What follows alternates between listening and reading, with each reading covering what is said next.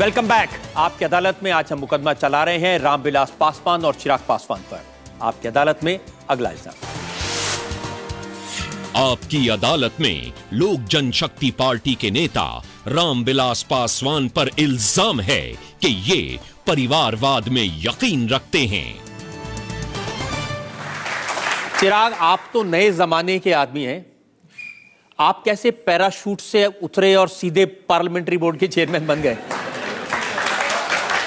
देखिए, जो भी व्यक्ति मुझे करीबी रूप से जानता है, जिसमें आप भी एक हैं, आप ये जानते हैं कि मैं आज से नहीं बल्कि कई वर्षों से पिताजी के साथ मैं राजनीति में रहा हूं, इनकी तमाम चुनावी सभाओं में गया हूं, इनके साथ हर डिसीजन में मैं रहा हूं साथ में।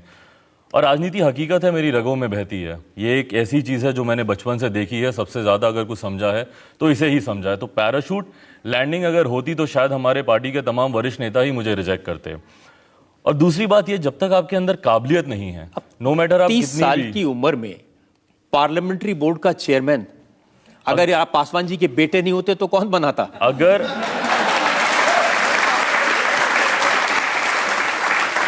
देखिए, पार्लियामेंट्री बोर्ड का चेयरमैन हकीकत भी यही है कि तमाम हमारे नेताओं के सुझाव पे हुआ है। हमारे राष्ट्रीय अध्यक्ष भी इस चीज़ के खिलाफ थे, मैं भी इस चीज़ के खिलाफ था। ये मैं बहुत ऑनेस्ट बात मैं बोल रहा हूँ। और वही मैंने कहा कि अगर आपके अंदर काबिलियत नहीं है तो आप किसी के भी बेटे हों, आपके पास कोई भी सरनेम हो, ना लोग आपके साथ जुड़ेंगे, ना आप कुछ भला कर पाएंगे। पासवान जी, ये सही नहीं है कि 7 लोकसभा की सीटें लड़ रहे हैं और 7 में से 4 लोग परिवार के, एक आप, एक चिराग और 2 भाई? नहीं, वो गलत है। देखिए, हम एमएलए एमपी, हम एमएलए बने थे 69 में, आज से 45 साल पहले। 77 में एमएलए बने। हमारा छोटा भाई जो है, जो दलित सेना के राष्ट्रीय अध्यक्ष हैं, रामचंद्र पासवान, वो 10 साल तक क्या कहते हैं कि पार्लियामेंट के मेंबर क्या कहते हैं कि रह चुके हैं। जहाँ तक चिराग का सवाल है, कि मैं बतलाता हूँ कि पार्टी के जितने लोग थे उनको लगा कि चिराग को यदि हम पार्लियामेंट्री बोर्ड का चेयरमैन बनाते हैं तो चिराग हमारी भावना को पार्टी के राष्ट्रीय अध्यक्ष के सामने में मजबूती से रखेगा और उनको मना भी लेगा। ये बात सही है आपका, मैं मानता हूँ उनको। और यही कारण था कि हम नहीं चाहते थे, चिराग भी नहीं चाहते थे। चिराग ने कहा कि हमको स्टार कैंपेनर बना दीजिए। चूँकि स्वाभाविक है कि सिनेमा में भी रहे हैं तो यूथ में एक अट्रैक्शन होता है, इसमें कहने की जरूरत नहीं है। आज भी हम लोग जाते हैं तो हम लोग बैक बेंचर हो जाते हैं, सब सिग्नेचर कर दीजिए, हाथ मिलाइए, ये वो चलते रहता है पूरा का पूरा। काफी कंपटीशन देते हैं चिराग आपको। तो नहीं, देखिए, कंपटीशन का हर बाप चाहता है कि हमारा कोई कंपटीटर नहीं हो, लेकिन हर बाप चाहता है कि हमारा बेटा, हमारा बेटी हमसे ज्यादा आगे बढ़े। इसमें 2 मत तो नहीं है। और यदि कोई बाप अपने से आगे अपने बेटा बेटी को आगे बढ़ना नहीं देखना चाहता है तो वो सही मामले में बाप नहीं है।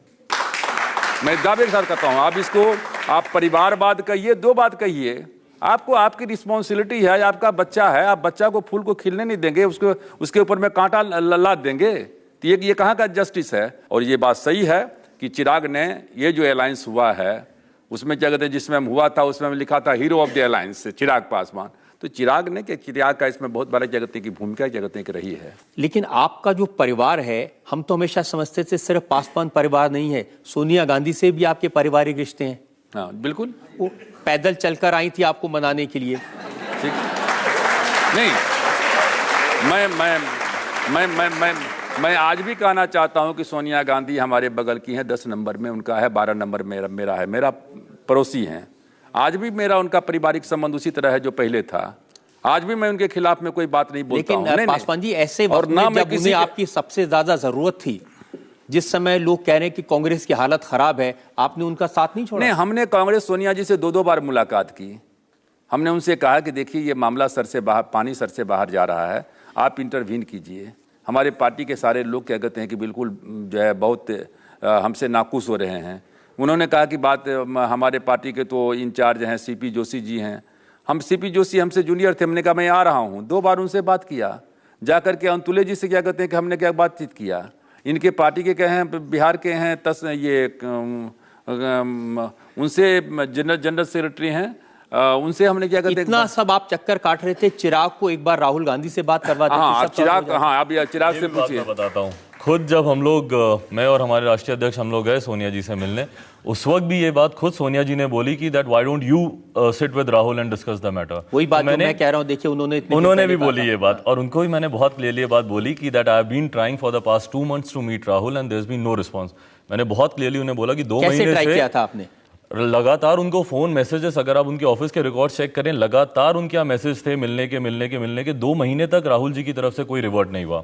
सीपी जोशी जी को भी हमने बात बोली। आप कह रहे हैं कि फोन की घंटियां बजते रही, उठाने वाला कोई नहीं था? बिल्कुल भी नहीं, उठाने वाला था 1-2 ठो, लेकिन नाम नहीं कहेंगे, जिनके पीए हैं उनसे बातचीत भी हुई एंड ही श्योर्ड कि विद इन 2 months 2 days 2 दिन में मुलाकात होगी, पर वो मुलाकात कभी हुई नहीं। राहुल जी से पिछले 3 महीने तक हमारा लगातार प्रयास रहा, वो मुलाकात ही नहीं हुई कभी।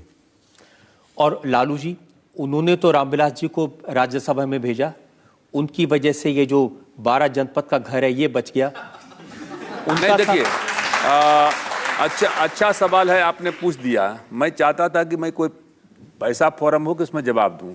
हमारा जो राज्यसभा का चुनाव हुआ था उसमें कांग्रेस ने हमको वोट नहीं दिया था।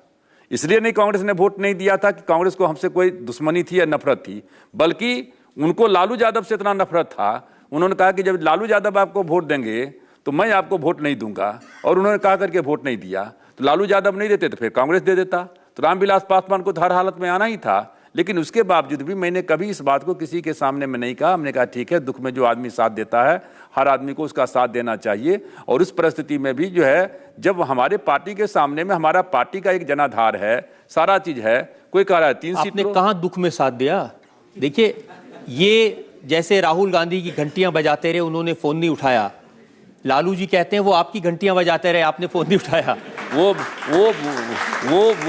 घंटी तब बजाते रहे जब लाइन डिस्कनेक्ट हो गया था।